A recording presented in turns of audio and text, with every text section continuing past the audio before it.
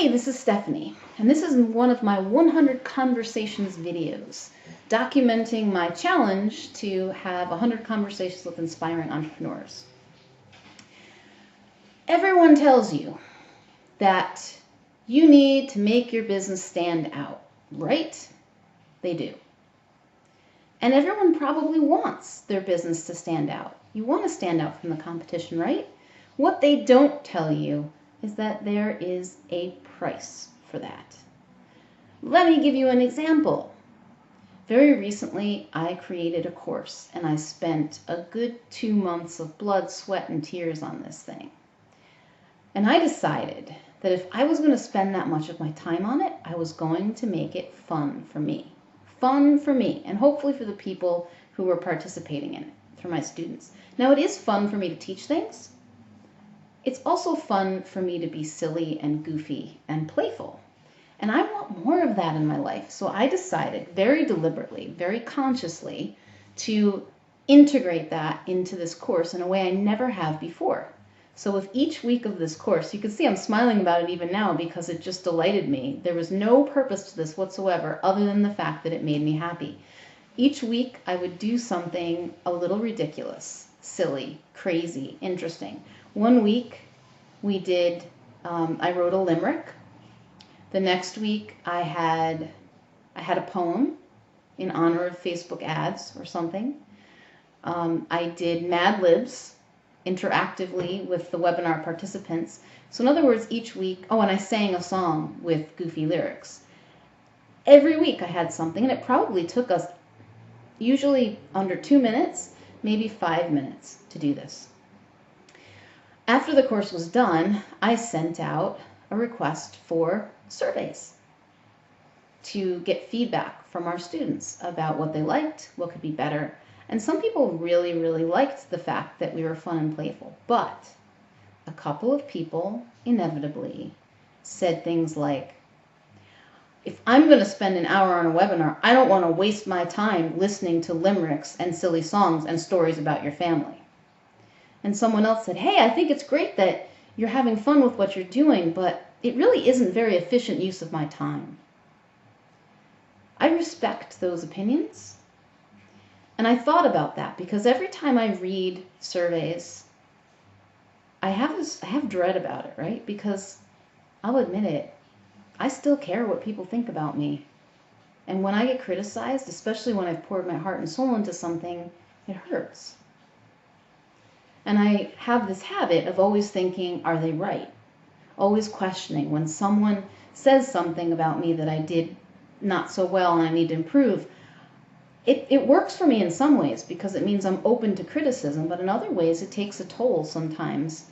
And though I'm not as thin-skinned about this as I used to be, it still bugs me. And so I reflected on this and I said, did I have too much fun? Did I goof around too much? When I think about the fact that it was only 5 minutes, and of course my playful demeanor throughout the entire presentation, but everything else was focused on the presentation and the material, is that truly a waste of time? If it gave me great pleasure thinking about it and planning it and executing it and sharing it with people? I don't think so. I don't want to live my life that way anymore. I don't want to create a business that isn't fun anymore. I want to create a business that lets me be just as goofy and ridiculous as I want to be and still deliver value and still help people. And if it bothers people, they're not my people, and that's okay. They can go somewhere else for their information, and I respect their opinions. So here's the price for being different. If I'm going to be known as the silly, goofy, personal transformation, spiritual teacher, mentor, business coach, I don't know what I'm going to be known for. I have no idea.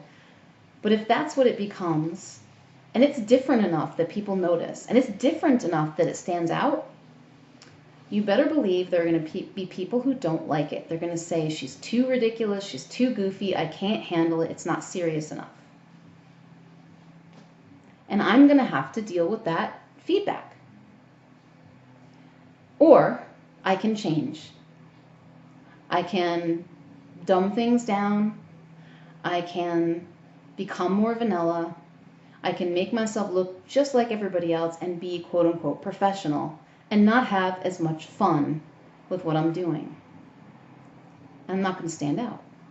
I'm going to be just like everybody else, and nobody's going to talk about me, and nobody's going to notice what I'm doing, and it's not going to be authentic.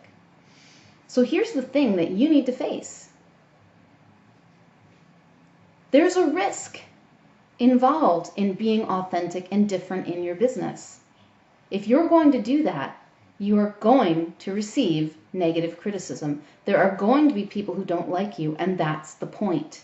Because the ones who like you, the ones who get you, are going to be drawn to you.